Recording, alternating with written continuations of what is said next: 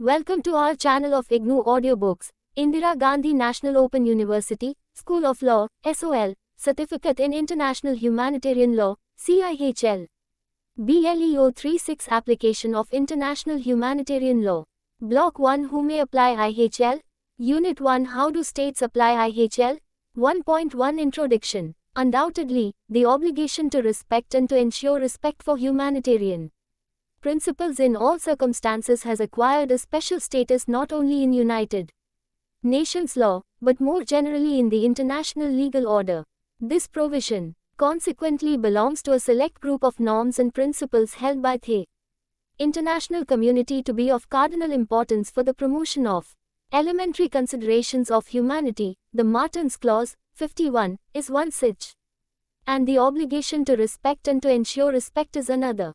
Such norms play what may be termed a constitutional role in a system of collective security, where humanitarian values have become a reason for the adoption of a large number of measures. Such a constitutional role is even more important given the proliferation of sui generis conflicts in which a wide range of non-state contenders, for example, local warlords, drug traffickers, can be acknowledged as fully fledged parties. Hence, South Africa's representative to the United Nations, speaking on behalf of the non-aligned group, recently referred to Common Article 1 in much the same way as one would to a constitution, as an instrument of both great importance and flexibility, stating that it constitutes the collective responsibility of the United Nations.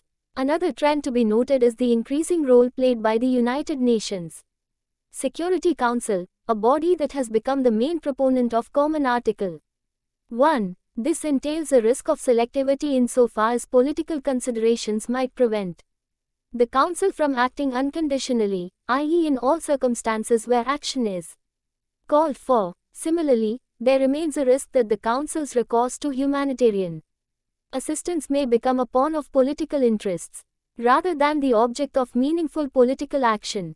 To prevent this, the obligation to ensure respect for humanitarian law should be interpreted in a broad sense, so as to also include the search for peaceful means of conflict resolution based on respect for the values and principles of the UNCharter. While preventive action may be one such means, promoting meaningful negotiations might indeed be another. 1.2 Objectives. After reading this unit, you should be able to explain how states apply IHL, discuss role and scope of the Common Article 1 of the Geneva Conventions, and discuss role of the military manuals in the application of IHL. 1.3 Common Article 1 of the Geneva Conventions. At a time when the international community as a whole, states, international organizations, non-governmental organizations, is searching for an international public policy for the promotion of humanitarian considerations, it is important to identify the legal principles on which such action could be based. This is all the more relevant as recourse to armed force is increasingly viewed as a means to an end in that context. When it comes to promoting values and interests of a collective character, the rudimentary nature of the international legal order is obvious. It is a system better acquainted, if not to say more at ease, with bilateral and contractual instruments and techniques. Notions such as jus cogens, erga omnes, obligations and international crimes of the state are all important concepts. However, if they are to have due effect, there is a need for legal institutions and mechanisms to give them their full meaning. In that regard, the four Geneva Conventions for the Protection of War Victims, of 12 August 1949, and their two additional protocols of 1977 offer some interesting prospects.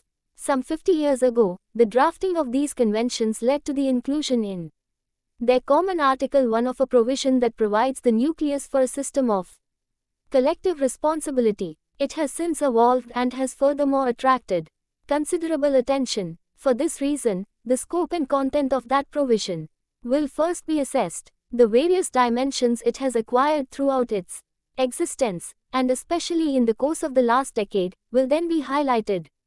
Comments on the quasi-constitutional nature of such a norm in a society in search of a collective identity will be offered in conclusion. 1.3.1 Scope and content of Common Article 1. Article 1 common to the four Geneva Conventions reads as follows. The high contracting parties undertake to respect and to ensure respect for the present convention in all circumstances. This provision was reiterated in Article 1, paragraph 4, of Additional Protocol I. As such, the obligation to respect and ensure respect, which will also be referred to as Common Article 1, applies to international conflicts and, indeed, to non-international conflicts to the extent that the latter are covered by Common Article 3, while conflicts of a non-international character as defined by Additional Protocol 11 are not explicitly covered by the obligation to respect and to ensure respect, they can nonetheless be considered as indirectly falling within the purview of the provision, insofar as Protocol 11 is merely an elaboration of Common Article 3 of the four Geneva Conventions, a fact stated in its Article 1, paragraph 1. The obligation to respect and T0 ensure respect for humanitarian law is a two-sided obligation, for it calls on states both to respect and to ensure respect the conventions. To respect means that the state is under an obligation to do everything it can to ensure that the rules in question are respected by its organs as well as by all others under its jurisdiction.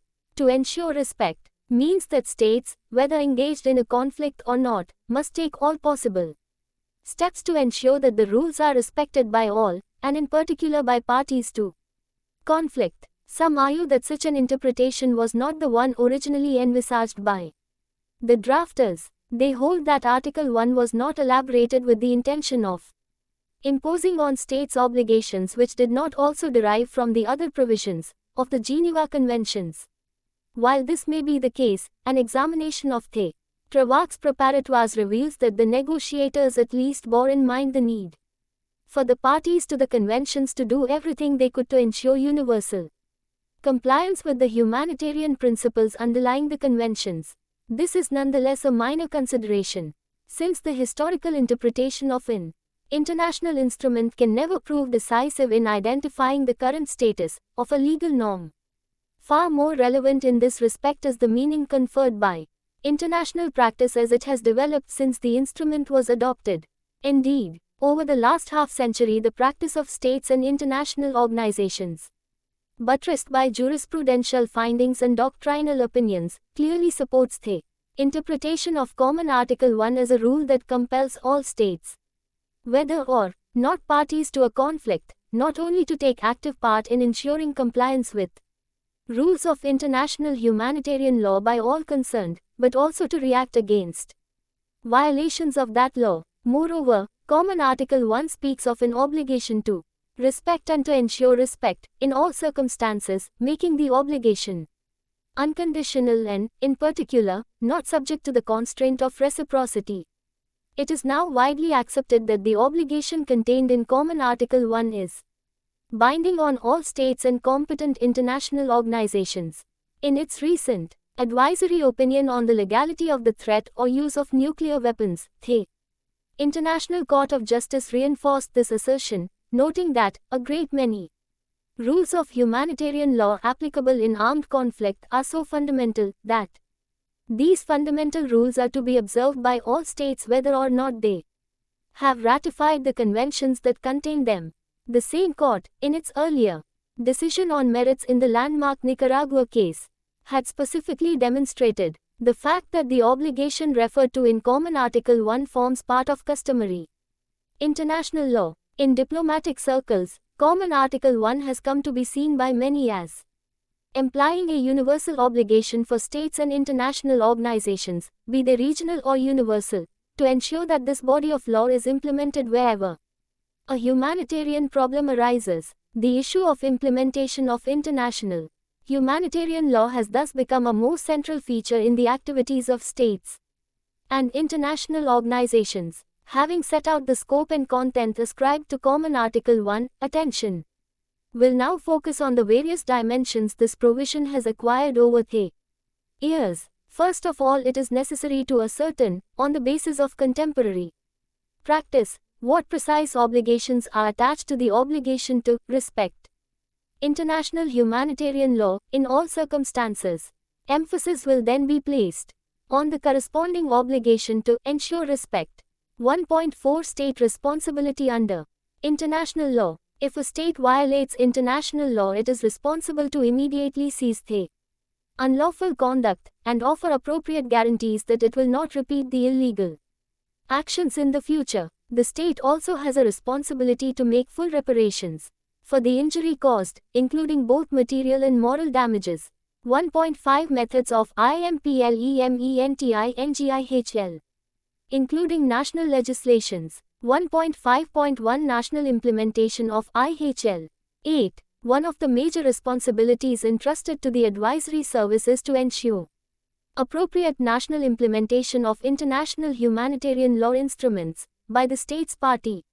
Various instruments envisage different types of measures, which states party are obliged to adopt to fulfill their obligation under them. Although it is not necessary to outline all of them here, it is apposite to have a look at their summary.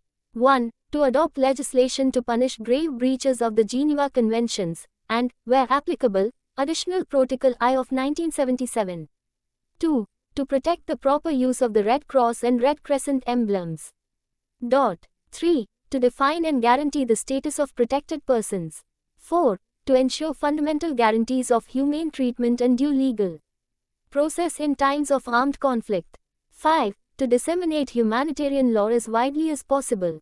6. To train and appoint personnel qualified in humanitarian law, including legal advisors within the armed forces. And 7. To ensure that protected sites are properly situated and marked. The Cross has been discussing issues concerning national implementation with the authorities of various states in the South Asian region.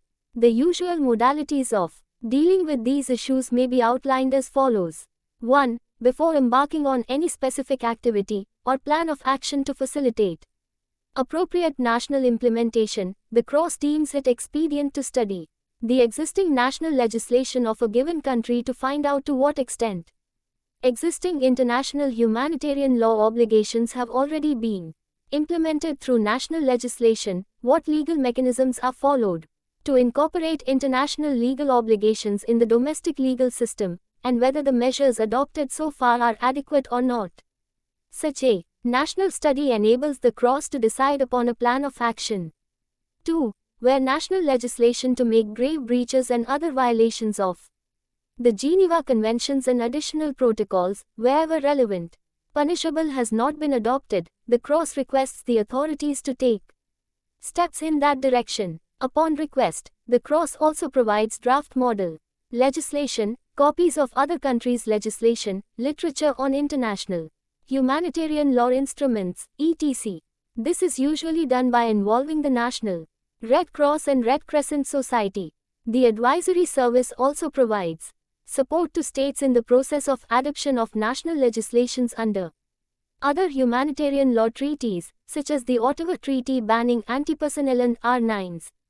Whenever deemed appropriate, the Cross also organizes events on issues concerning national implementation. Very often these issues are discussed by organizing a round table of representative of different ministries and governmental departments associated with international humanitarian law issues. Such exchange of views is useful for both the authorities as well as the Cross. 1.5.2 Role of national committees or working groups on IHL. Implementation, dissemination, and promoting ratification of humanitarian law instruments is an ongoing process which encompasses a wide range of efforts involving many very different fields of government activity in numerous sectors of public life. It requires the coordination and cooperation of various ministries, government administrative departments, state bodies, public service establishments, and other national institutions. In order to facilitate this process, some states have set up special bodies such as national committees or interministerial working groups on international humanitarian law. Their functions are specifically defined in terms of promoting humanitarian law and devising measures for its application.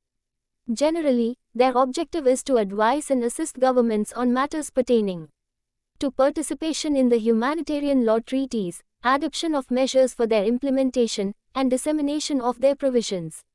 Although there is no legal obligation to set up such bodies, their creation has been recognized as an important step towards the effective application of humanitarian law. 1.5.3 Dissemination of IHL in civil society. The 1949 Geneva Conventions and their 1977 additional protocols require states parties to disseminate the content of these humanitarian treaties as widely as possible in their respective countries. Of course, their inclusion in military instruction is indispensable to ensure their implementation in times of armed conflict. However, it is equally important to promote knowledge of humanitarian law among those who have to apply it, such as the public officials and various ministers. At the same time, political leaders and decision makers must also be familiar with that law, so that they are aware of its relevance, realism, and mode of operation if and when a conflict should break out. Therefore, to ensure respect for it, and also to promote its development, it is necessary to include international humanitarian law in higher education. The Cross has taken a number of steps to achieve just that in the South Asian region. Higher education in most of the South Asian countries is based on the British system. After 12 years of schooling, a student has the option of joining any of the professional courses such as medicine, engineering, or law. There is also the possibility of opting for basic graduate programs in arts, science, commerce, etc. Moreover, a student can switch to professional courses after obtaining a basic graduate degree. Once professional qualifications have been attained, such as a degree in law which qualifies the person of entry into the legal profession as a lawyer, an academic career can be pursued by taking up postgraduate studies and research. Most of the professional course tilde as well as graduate courses are run by colleges affiliated to universities. In most countries of the region, universities are in charge of running postgraduate courses. Educational planners in the various South Asian counties have by and large agreed to include international humanitarian law and political science studies.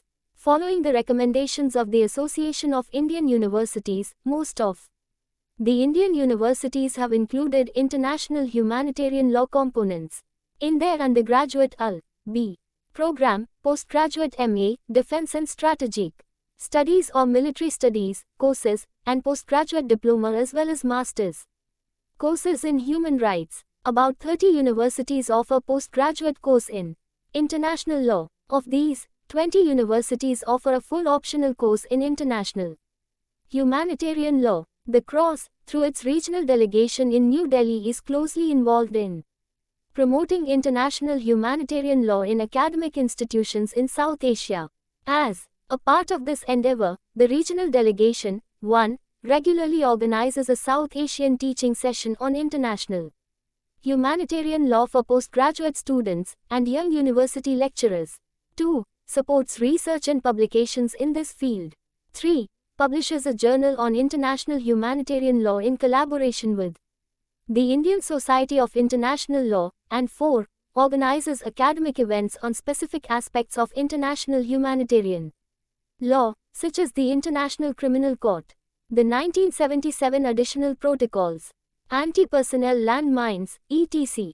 The delegation also accepts students for internships, has established a documentation center in its premises, supports libraries of academic institutions by providing publications on international humanitarian law, holds moot court and essay writing competitions, and arranges other promotional events. It regularly organizes training programs in international humanitarian law for academic staff teaching law, international relations, human rights, etc., who give courses on the subject at undergraduate and postgraduate levels. Since 1999, together with the Indian Academy of International Law and Diplomacy, it has launched a postgraduate diploma program in international humanitarian law. It is essential that international humanitarian law should be known by those who will be called upon to apply it, namely, the combatants. Although states assume obligations under humanitarian law, by virtue of being a party or because of the customary law character of the specific norms of this law, it is essential to see that these obligations are fulfilled by putting them in practice, especially in times of armed conflicts. Training members of armed forces in humanitarian law in peacetime is absolutely indispensable to ensure that as and when they are involved in an armed conflict, they already know what humanitarian law norms they are expected to respect. It is equally important to impress upon them that they shall be held accountable individually in case of failure to adhere to humanitarian law norms. At the same time, they must also know what they are entitled to in certain eventualities with regard to the protections contemplated by humanitarian law, although by virtue of provisions in the Geneva Conventions and their additional protocols, it is the responsibility of states parties to include the study thereof in their program of military institution. The international community has entrusted a responsibility to the cross to help the states parties in fulfilling this obligation. Under humanitarian law, the second phase of the ICRC's program for promoting international humanitarian law among the members of armed, paramilitary, and police forces began in the year 20,000.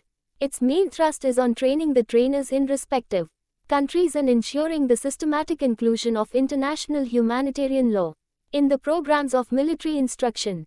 The Cross has already been assisting the authorities in developing and producing training syllabi for the various levels of military instruction. This is also complemented by production of audiovisual and written material on humanitarian law especially designed for use in military instruction. Finally, it is important to note that it is ICRC's policy to disseminate humanitarian law to combatants belonging to all sides in a conflict.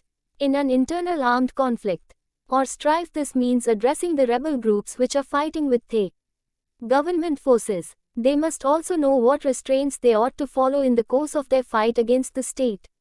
For example, in Sri Lanka, the Cross has been regularly conducting training in humanitarian law for various cadres of the Liberation Tigers of Tamil Eelam, LTTE. The Cross is convinced that the program of dissemination and training in humanitarian law for members of armed, paramilitary, and police as well as the non-state actors is bound to enhance greater respect for humanitarian law on the part of combatants and authorities. Promoting humanitarian law is an arduous task. The most important aspect of this process is that it is the obligation of state parties to humanitarian law instruments to take appropriate steps as envisaged by those instruments. An organization like the Cross can only facilitate this process, and that too, if the authorities of the states concerned are wholeheartedly willing to act in a spirit of cooperation with the Cross. The Cross has, in accordance with the mandate entrusted to it by the international community, taken a number of steps to facilitate this process on different fronts and at different levels in South Asia. Dissemination of humanitarian law in civil society, to political authorities, to members of armed and security forces is one such step. The advisory services programs and activities for facilitating national implementation of international humanitarian law and encouraging ratification of or accession to humanitarian law instruments has contributed to the promotion of international humanitarian law, frequent consultations with national political authorities, preparation of draft national legislation, and discussing issues in the civil societies of various countries of the region has undoubtedly yielded positive results. The most basic prerequisites for greater success in this humanitarian endeavor of the Cross is wholehearted cooperation on the part of national authorities, support of the National Red Cross or Red Crescent societies, and genuine involvement of the civil society. 1.6 Military manuals. Armed conflict results in the deterioration of the material conditions of life and causes the total or partial destruction of collective infrastructure. International humanitarian law, IHL, refers to the whole body of rules enshrined in the Geneva Conventions of 1949 and its two additional protocols 1977, together with other rules designed to ensure protection and respect of human beings in armed conflicts. Implementation covers all those measures which must be taken to ensure that the provisions of IHL are fully respected. Implementing humanitarian law means putting this law into effect. Law of war, or law of armed conflict, LOAC, consists of international prescriptions on the conduct of combat and protection of victims of combat. What is interesting with regard to IHL is the fact that treaties themselves provide for a number of ways and means of adjustability to ground realities, which is aimed at ensuring that their rules are observed if the situation requires their application.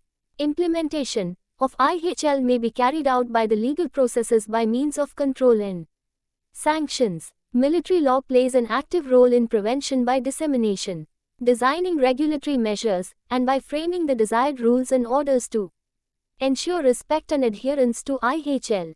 1.6.1 Implementation of IHL. The process of implementation involves keeping a close watch not only on methods and means of warfare in order to assess their consequences in humanitarian terms, but also on many other developments that have a bearing on IHL, so as to prepare for the adoption, whenever necessary, of the new rules of that law. Measures designed to assist other states to respect the law, particularly in peacetime, may include providing legal advisors to assist in developing or adapting national legislation and penal codes for effective implementation of IHL, and to train legal advisors within the armed forces, teaching IHL as part of military cooperation, and so on. Respect for the law of war is a matter of order and discipline. A commander is required to assure that his subordinates are aware of their obligations under law of war and that they respect them. Secondly, the commander is expected to make sure that violations of the law of war cease and ensure that disciplinary and/or penal action is taken. 1.6.2 Military law advisors. Experts of military law are expected to assume the role of qualified training personnel. The contracting parties are called upon during peacetime to train qualified personnel to facilitate the application of conventions and protocols and, in particular, the activities of protecting powers. Military law advisors may be employed to ensure that IHL provisions are not overlooked. They can be used to advise and instruct the commanders besides participating in general dissemination activities. An insight into the role of legal advisors is provided by Article 82 of Protocol. The high contracting parties at all times, and the parties to the conflict in time of armed conflict, shall ensure that legal advisors are available, when necessary, to advise military commanders at the appropriate level on the application of the conventions in this protocol and on the appropriate instruction to the armed forces on this subject. Therefore, it becomes the duty of the government concerned to utilize the services of legal advisors.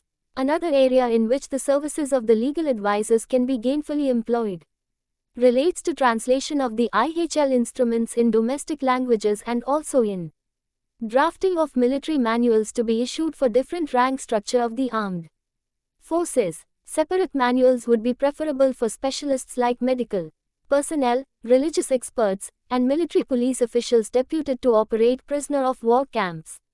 The responsibility of superiors and commanders stems from Article 86, Para 2 of Protocol 1, the text of which states, the fact that a breach of the conventions or of this protocol was committed by a subordinate does not absolve his superiors from penal or disciplinary responsibility, as the case may be, if they knew or had information which should have enabled them to conclude, in the circumstances at the time, that he was committing or was going to commit such a breach, and if they did not take all feasible measures within their power to prevent or repress the breach. Viewed in that light, officials of the military legal department may be assigned the role of gathering relevant information and providing a legal opinion with regard to allegations about breaches.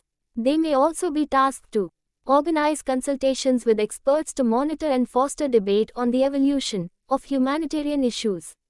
In so doing, they may rely mainly on the observations in the field to work on factual data. The role of military law towards IHL implementation falls under the category of national measures. Greater significance should be attached to imparting education to members of the armed forces rather than adopting coercive methods for law compliance. An educated soldier is less prone to commit breach of the conventions than a soldier who is ignorant about them. Military law experts have been actively associated in study on customary rules of IHL. They have focused their attention on efforts directed to prohibition of Anti-Personnel Landmines, 1980, Conventional Weapons Convention, and the 1998 Rome Statute on the International Criminal Court, ICC, 1.6.3 Punishability of grave breaches of IHL. Grave breaches of IHL may be described as acts which constitute violations of the Geneva Conventions, or of Protocol I, and are defined as grave breaches by these treaties, Articles 50, 51, 130, and 147 of the four Geneva Conventions of 1949 respectively, as well as Articles 11, Paras 4 and 85 of Protocol I. They consist of attacks against the life or the physical integrity of persons protected by the Conventions of 1949. Grave breaches of humanitarian law are assimilated to war crimes. There are a number of indirect modes in which military law provisions can be invoked to facilitate implementation of ALIL. This may be illustrated by the different contingencies where recourse to the Army Act 1950 would clothe the authorities with requisite powers of implementation. An order from a superior commander to his subordinate to conduct classes aimed to disseminate IHL syllabi will be a lawful command, disregard to which may constitute disobedience of lawful command. Similarly, an omission on the part of a student to attend such a class will amount to a culpable act of being absent without leave. The violations of breaches, other than grave breaches, would be punishable under Section 63 of the Army Act that concerns an act or impropriety prejudicial to good order in military discipline. 1.6.4 Military Law of India. India has an international border extending about 16,000 kilometers. Its neighbors include Pakistan, Nepal, China, Myanmar, Bangladesh, and Bhutan. It has a coastline of 7,600 kilometers and an exclusive economic zone of 2.2 million square km. It has maritime boundaries with Bangladesh, Malaysia, Maldives, Myanmar, Pakistan, Sri Lanka, and Thailand. There have been a number of wars fought on the Indian subcontinent since it attained independence 55 years ago. Casualty figures of the two opposing sides during these armed conflicts and the proxy war exceed millions. Therefore, Indian armed forces have a visible and real concern for understanding and adherence to the conventions and protocols. The Indian Parliament has legislated upon the Geneva Conventions and the other conventions of humanitarian law to which India is a party. Consequently, the principles of IHL have been incorporated into the law of the country and the conventions form an integral part of Indian law. Section 7 of the said Act is relevant for the purpose of military law. It provides the Army Act 1950, the Air Force Act 1950 or the Navy Act 1957, relating to trial by court-martial of persons who commit civil offences shall have effect for the purpose of the jurisdiction of courts-martial as if this chapter had not been passed. Military law mainly comprises of the Army Act 1950, the Air Force Act 1950, and the Navy Act 1957.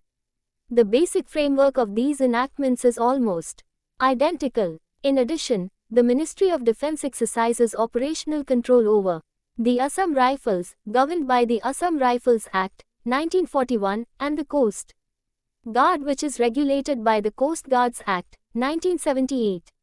The Central Police, organizations commonly referred to as the Central Paramilitary Forces, CPMF, are represented by the Border Security Force, BSF, Central Industrial Security Force, CISF, Central Reserve Police Force, CRPF, Indo-Tibetan Border Police, ITBP, and the National Security Guard, NSG. Each of these components functions under their own statute. Item E, in the Union List of the 7th Schedule to the Indian Constitution, recognizes other armed forces of the Union. The Protection of Human Rights Act 1993 defines armed forces to include other armed forces of Union. These are meant to include other armed forces of Union.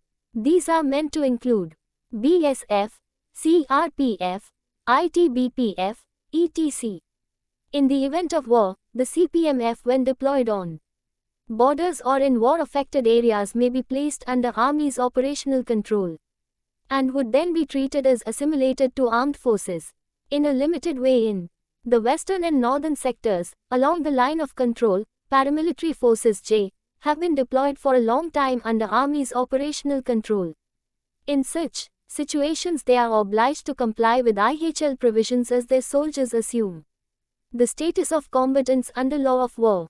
What advantages does the military law offer as against recourse to normal criminal justice delivery system? Military law provisions present a practical and effective mechanism to ensure implementation of the laws of armed conflict. The utility of military law and its efficacy single it out as an effective mode to enforce the law of war. This can be made use of both in a direct manner and also by implication or in an indirect mode. It emerges as a potent and simple tool for fair, prompt, and inexpensive disposal of cases pertaining to IHL violations. Military tribunals are characterized by speedy and impartial trials. They provide a wide variety of rules catering to diverse situations, say for disregarding grave breaches liable to attract award of death penalty, or matters warranting joint trial of a large number of offenders. As regards prevention and detection of crime, the military law apparatus recognizes the presumption of innocence and the right to a fair trial. The right to privacy is also suitably enshrined. A trial by court martial is invariably economical. The witnesses are unlikely to be influenced or intimidated. They rarely turn hostile. The mode offers a wide range of punishments from which penalty may be imposed. It has elaborate procedures for the pre-trial investigation and also post-trial scrutiny of the proceedings. The system permits pre-trial detention and subsequent confinement within the military structure in the form of detention cells and military prisons. It has a unique advantage of presenting a correctional facility where a convict is kept away from the possibility of becoming a hardened criminal in the company of jail inmates.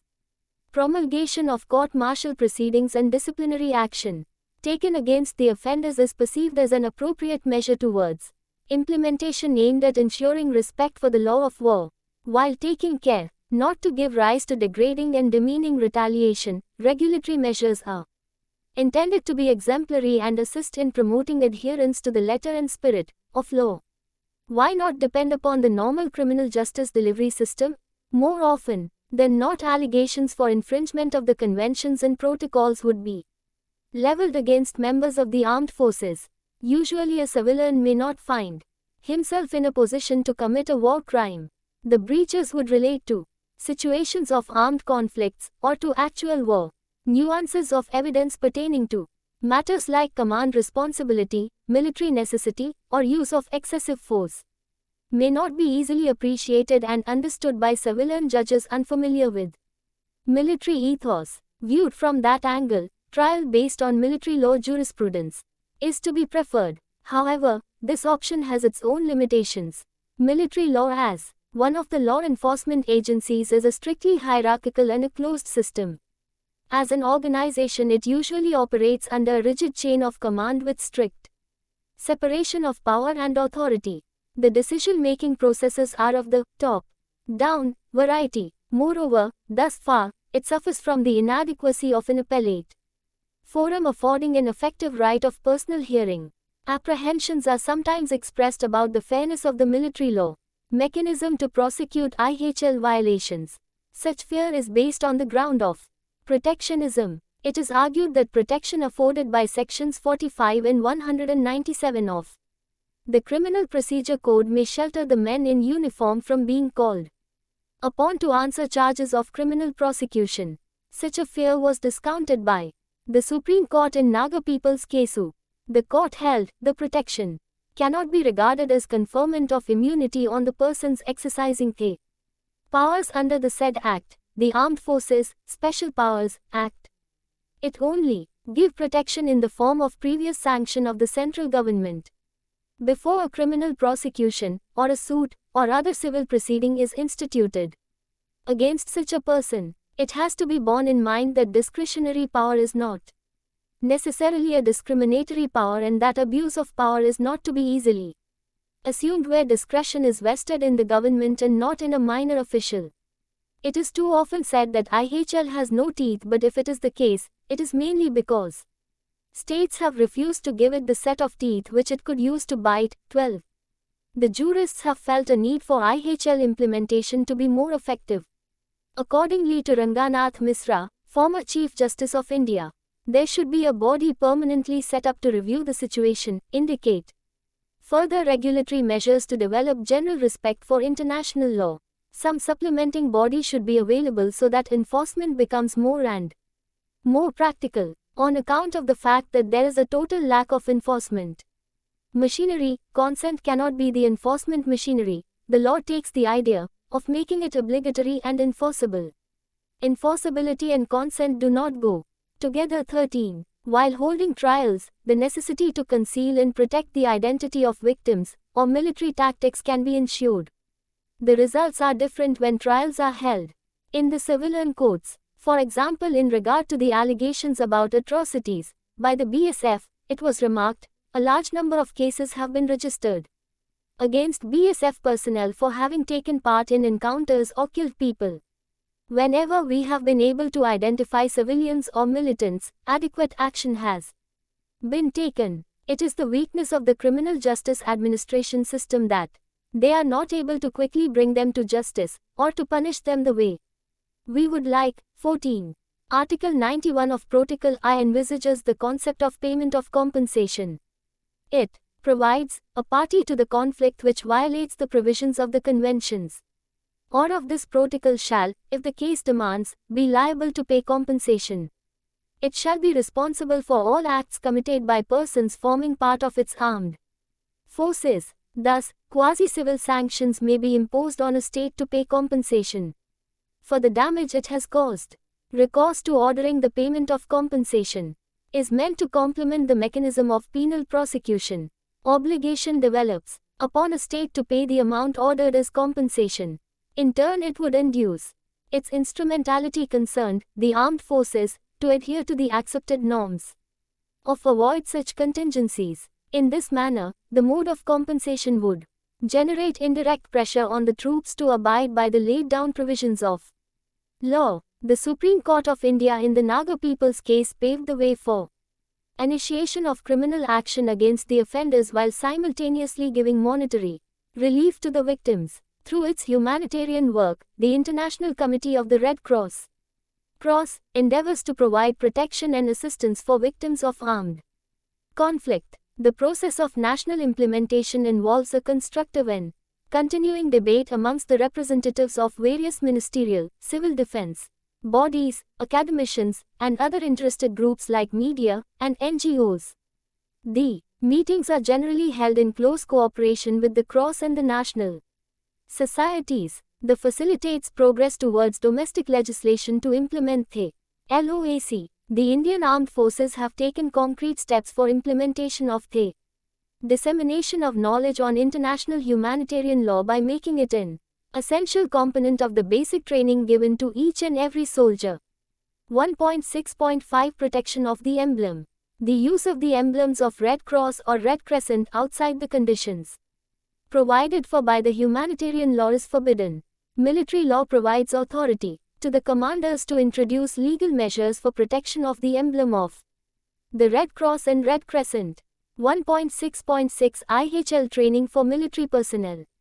There is a perceptible keenness on the part of the commanders to train their troops during peacetime for observance of IHL. Military law is inextricably linked to humanitarian law in the matter of training for the Defense Forces. 15. Directors of military training of nearly all countries in South Asia have sought the expertise of the Cross to structure their training programs. National seminars, workshops, and capsules are organized to encourage greater awareness of the IHL. The Institute of Military Law, IML, Kamptee, near Nagpur acts as the nodal training center for training in LOAC. Under the overall guidance of the Judge Advocate General, JAG, suitable exposure is given to the IHL contents in the training courses and promotion exams. Military Law Journal, a biannual publication brought out by the IML, carries articles on issues relevant to the law of war. It carries out a singularly significant function of collection and analysis of all information relating to new legislation and case law. one of the steps presently under active consideration of the JAG's department is production of a training film to propagate the essential message of IHL. Instructions in the form of do's and don'ts have been issued by the Army HQ.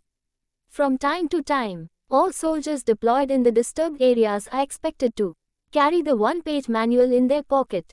They are duty-bound to abide by its contents in letter and spirit. The Supreme Court had commented on its legality in Naga People's case, Supra, when rules themselves do not contain any guidelines, directions, or criteria. The instructions issued by the government furnish an essential and statutory procedure for the purpose of securing uniformity in application of the rules. These instructions really fill up the yawning gaps in the provisions and are embedded in the conditions of service. These are binding on the government and cannot be violated to the prejudice to the government servant. Adverting to the legality of the do's and don'ts per se, the Supreme Court held that these are binding instructions which are required to be followed by the members of the armed forces exercising power under the Central Act, and a serious note should be taken of violation of the instructions, and the persons found responsible for such violations should be suitably punished under the Army Act, 1950. Recommendations. A number of steps may facilitate implementation of IHL. The suggested recommendations listed below may bring about overall refinement of military law. As an option for the prosecution of IHL violations, a law governing the Army, Navy, and the Air Force could be suitably amended so that effective penalties are prescribed by way of penal sanctions for breaches of the conventions by bringing them within the list of military offences. I. 49, 11, 50, L. 129, IV. 146. Appropriate provisions should be inserted in the model law to be drafted so that such breaches could relate to the offences with regard to refugees, hostages, and civilians, etc. An omnibus section could be inserted to cover breaches of Geneva Conventions and the protocols. The heading of such a section may read as violations of IHL provisions. B. Specific penalties should be allotted for each of the grave and other breaches. The punishments laid down for various breaches should have a similarity as regards those suggested by the conventions and also in the national legislations enacted by various states for uniform implementation of humanitarian laws. C. More precise and common rules relating to attempt, abetment, and conspiracy need to be adopted. D. The training of the armed forces in LLIL should be given an added emphasis. LLIL is applied by soldiers from the highest rank of the general down to the lowest sepoy. Dissemination should be carried out in national languages and the texts translated in Hindi so that they can be applied by the population and be easily understood. A. Text editions of all relevant conventions should be prepared and military manuals published so that these can be read and understood by the armed forces personnel. Military manuals may be drafted to conform to the generally accepted approach of humanitarian norms expected in combat. A modern, standard treatise of the conventions and protocols should also be developed, with extensive footnotes, commentary and case law. The advisory service of the Cross could play a coordinating role in the regard. Particular care needs to be taken with regard to the drafting of the text. These manuals would present an opportunity to include national interpretations of various issues. Military lawyers would then be able to suitably advise commanders at the appropriate level on the application of conventions and about the laws of armed conflict. Setting up of military commissions by the U.S. administration for the trial of Al-Qaeda members alleged to have committed violations of the laws of war is demonstrative of positive and innovative use of military law to enforce law or armed conflict. The conventions and protocols not only encourage states to bring perpetrators of war crimes of justice, they demanded by including means of exercise of universal jurisdiction. 1.7 Summary. In this unit, we discussed the meaning of the Common Article 1 Geneva Conventions, state responsibility in case of international law, methods of implementing LLIL and the role of military especially in the context of Indian government. The rationale for the purported binding character of international humanitarian law, and in particular Common Article 3 of the Geneva Conventions and its additional protocol IT, for non-state and groups remains somewhat elusive. Different explanations of why such groups are bound by those conventions, in spite of their not having signed up to them, have been offered, none of them being fully satisfactory. One of the major responsibilities entrusted to the advisory service is to ensure appropriate national implementation of international humanitarian law instruments by the states party. Various instruments envisage different types of measures which states party are obliged to adopt to fulfill their obligation under them. Military law mainly comprises of the Army Act, 1950, the Air Force Act, 1950, and the Navy Act, 1957. The basic framework of these enactments is almost identical. In addition, the Ministry of Defense exercises operational control over the Assam Rifles, governed by the Assam Rifles Act, 1941, and the Coast Guard, which is regulated by the Coast Guards Act, 1978. The Central Police Organizations, commonly referred as the Central Paramilitary Forces, CPMF, are represented by the Border Security Force, BSF, Central Industrial Security Force, CISF, Central Reserve Police Force, CRPC, Indo-Tibetan Border Police, ITBP, and the National Security Guard, NSG. Thank you for watching. We will see you in the next video, with next chapter.